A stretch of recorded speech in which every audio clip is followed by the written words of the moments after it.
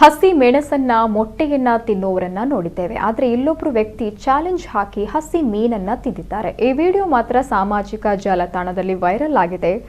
ಮಂಗಳೂರಿನ ಕೂಳೂರು ಸಮೀಪದ ಪಂಜಿಮೊಗರು ನಿವಾಸಿ ಹರೀಶ್ ಎಂಬುವರು ಈ ಚಾಲೆಂಜ್ ಹಾಕಿದ ವ್ಯಕ್ತಿ.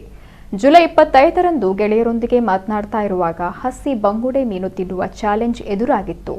ಇದಕ್ಕೊಪ್ಪಿದ ಹರೀಶ್ ಹಸಿ ಬಂಗುಡೆ ಮೀನನ್ನ ಬಾಲದಿಂದ ಆರಂಭಿಸಿ ತಲೆವರೆಗೆ ಏನನ್ನೂ ಬಿಸಾಡದೆ ಕ್ಷಣಾರ್ಧದಲ್ಲಿ ತಿಂದು ಮುಗಿಸಿದ್ದಾರೆ.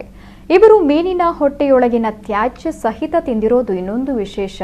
ಕೇವಲ 2 ದಿನಗಳಲ್ಲಿ 19,000ಕ್ಕೂ ಅಧಿಕ ಮಂದಿ ಇದನ್ನ ವೀಕ್ಷಿಸಿ ಲೈಕ್ ಕೊಟ್ಟಿದ್ದಾರೆ, ಶೇರ್ ಕೂಡ ಮಾಡಿದ್ದಾರೆ.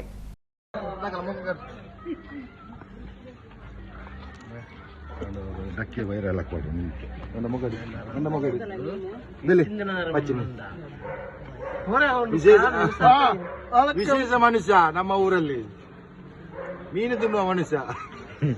ನೀ ಮನುಷ್ಯನೇ ಅಲ್ಲಿ ಬಗೆಲ್ ಭೂತ ಪೂಚೆಂದು ಅಲ್ಲ ಅಲ್ಲಿ.